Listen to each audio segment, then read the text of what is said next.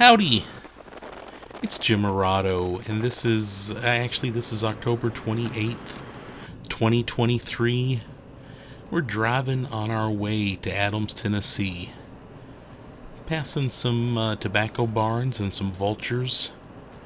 Very appropriate for this area. And of course, you got a little bit of color on the trees. Not exactly popping like they do sometimes, but still very nice. Yeah, so we're driving to Adams, Tennessee. Put up a couple of other videos on Adams, a couple months ago, maybe a month or two ago, on the Bell Witch Cave, and also just on the town in general. And of course, Adams is known for being the home of the Bell Witch, very famous legend. I guess you would say a ghost legend, mostly from the early 1820, plus or minus a few years here and there, and then some later bits of the legend pop up and down. But yeah, so we're in Adams. This particular day, we came up to go to the Bell Witch Festival. By the way, we just passed on the left Bell Witch Cave. Up here a little further on the left is the old schoolhouse. And if you take a left up here, you'll get to the schoolhouse, and then you'll also pass the cemetery. Yeah, there's the Bell Witch Cave. We just passed the entrance there. Yeah, pretty much anything Bell Witch you're going to want to do is right here. This is Moss's Restaurant. It's inside of the old schoolhouse, which is just a cool place to hang out. Moss's Restaurant is probably one of my favorite restaurants on the planet. There's some fried okra, some gravy, and sandwich there my friend had. I was trying to be healthy. I had a salad, which was stupid. I should have had some fried chicken or something like that while I was here. It was a very good salad, though. But this is, look at that pecan pie. This is a place that to me is just, man, they make home-cooked food, and they do it right. And it's just a cool local place. Locals hang out here, and it's always delicious. Friendly little people run the place. And yeah, pretty much this is just one of my favorite restaurants anywhere on the planet. And it's in Adams, Tennessee. So it's got that going for it. But yeah, inside of the schoolhouse, they've got the museum dedicated to the area. A lot of Bell Witch information. A lot of information about tobacco. Tobacco is a very big thing in this area. And again, I've mentioned that in other videos. But yeah, lots of tobacco history here, and especially relating to the Night Riders. Here's various books that have been published about the Bell Witch, including some cool, rare early editions. More information about the area. On this particular day, we drove up, we met some friends from Owensboro, and we went to the Bell Witch Cave. We hung out in Springfield, Tennessee, and we ultimately went to the Bell Witch Festival, and we saw the Bell Witch play Spirit. And part of the festival, they had this little, the old gym in the schoolhouse. They had some vendors selling some really cool stuff. And we dropped some coin here. And Dewey Edwards was there. I've read a couple of his books, but this was my first time getting to meet him. He's a local, and he's written several books on UFOs, ghosts, cryptids, things like that. And it was a treat getting to meet him. He wrote a book, Something Wicked, The Bell Witch Phenomenon. And if you're looking for a good starter book on the Bell Witch, that'd be a good place to start. And then right outside the schoolhouse, right beside the schoolhouse, there's several historic buildings. I've mentioned those in other videos before, but they were open up, and there was a little coffin inside of one of the buildings and some funeral home memorabilia. But yeah, we walked around here during the day, and this is where they were basically having the fall festival. And later in the evening, we would come back for the play, and they would really have this place done up differently. Hey, look at her. They had some live music, they had vendors, they had restrooms. but they just had a lot going on. And again, check that out because later we're going to come back tonight and they're going to have some little fire pits going. They're going to have some lights up. By the way, we're looking at this lady is with Sweet Blessing Bakery. They're a local bakery place. She had some great cookies, good coffee, the best hot apple cider I've had this year, making a quality product. But yeah, they weren't cutting corners. We had a cookie there too. It was one of the best cookies we've had. Sweet Blessing Bakery in Adams. This lady made homemade ice cream. I did not get any because I'm trying to be somewhat healthy, and I just had a cookie. But my buddies said it was great. So there were some great local food vendors there. After we left there, we had lunch at Moss's. We walked around the vendors over at the the little festival area. We went over to the Bell Witch Cave, and again, I've put up other videos on the Bell Witch Cave. They don't allow filming inside of the cave, so I did put up a video of more of a slideshow.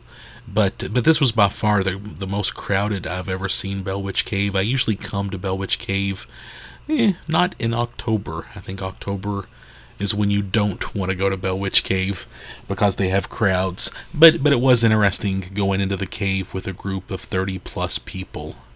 Usually it's me and whoever I go with and maybe one or two other people. But it was neat doing it with a group. Of course, you tour their replica of the Bell home, and then you go down to the cave. There's the main entrance, and they take you 500 feet into the cave. There's some of the people in our group, again, a much bigger group than what they normally take in. They take you 500 feet into the cave. You walk in through the main entrance right there. They've gated it up. You walk in a little bit. There's the first room. There's the former burial site of an Indian. The grave had been robbed, and they've got it open. And then they kind of talk to you a little bit there. Yeah, right there. She's standing right next to the grave. And people actually put stuff inside of the grave now, which is a little weird. There's actually a couple spots in the cave where people have left, I guess, offerings to the Bell Witch. But yeah, so anyway, she's doing a little spiel about the Bell Witch and talking. And then after you leave this room, yeah, there's the former burial site there, I guess you would say. Once you leave that room, you walk into the back of the cave, and you gotta duck. You gotta wiggle around a little bit. You're not gonna have to get on your hands and knees, but you do have to twist a little bit. And even me, I'm fairly short. I did have to duck a few places. And there's Eagle Rock at the back of the cave. Just one of the better pictures I've gotten of that lately. And then we walked back out of the cave, but as you can see, it's pretty much like a creek bed going through a cave. It's not paved or anything. It's got kind of a wild cave feel to it, which I think is pretty neat. We're leaving Bell Witch Cave, going out of their little driveway area. We're going to head to Springfield, Tennessee. We had a nice hotel there. I'm going to put up another video about Springfield, Tennessee. I thought it was a cute little town, and I'd like to explore it some more. But just to kind of give you an idea of what our day was like, we left Central Kentucky fairly early in the morning. We met our friends at 10:30 in Adams, ate at Moss's, did the little part of the festival, came over to the cave, and then we drove to Springfield, checked into our hotel, freshened up a little bit, and then we came back to Adams to enjoy some more of the fall festival and to see the play that evening. Just a couple things to talk about while I'm thinking about it. There have been a ton of books on the Bell Witch, several. The Bell Witch, A Mysterious Spirit. There's about 3 that kind of came out shortly, a while back, that are sort of considered source material. And then, like I mentioned, Dewey Edwards has written a really nice book on the Bell Witch. A fellow named Pat Fitzhugh has written a really good book on the Bell Witch too, kind of getting into a lot of research and a lot of information. And of course, the prolific Troy Taylor has written Season of the Witch. Definitely any of those books would be a good starting point when researching the Bell Witch. The Bell Witch seemed to have been some sort of a ghost. They could see the Bell Witch physically at times. Sometimes they could just hear her, and she sort of tormented this family in a nutshell. And I could go on, but it's a very complicated, strange story. There's the schoolhouse on the left. That is the center of Adams, Tennessee. Everything Adams, Tennessee happens right there. And of course, you can see a lot of people already there enjoying the festival. Moss's restaurant is inside of there. That museum is inside of the schoolhouse. And while I'm thinking about it, let me just talk a little bit about the Fall Festival and the play. The Bell Witch Fall Festival happens every year, I think starting in September, maybe late September. And then on the weekends, the first weekend they have kind of a folk, maybe a folk storytelling kind of show. And then the couple weekends after that, they do the play, or I guess the musical, Smoke. By the way, this is us coming back to the festival, going towards the schoolhouse at night. Watch out for deer on this road. We barely avoided one on this particular night. I'm glad we dodged him, though. Anyway, look how pretty that is. It's kind of lit up all nice. This feels festive. You park in front of the school. It's, the crowd, the parking. This was nothing. If you've been in bigger cities, this was a very nice little tiny festival. And I'm not kidding. I'm looking forward to going back again next year. So anyway, yeah, they do the little folk storytelling show on the first night. The next few weekends they do Smoke, which is about the tobacco wars, the Night Riders. I've got that soundtrack. There's songs in that show. I've got the soundtrack. I've never seen it live, but man, do I want to go back next year and check it out. And then the last few weekends they do Spirit, about the Bell Witch. And of course they've got the play. And while the play's going on, and before the play, you can come out and enjoy cornhole, funnel cakes, popcorn. The lady earlier that was selling the hot apple cider, we bought more than one hot apple cider from her. It was great. Seriously, check out her website.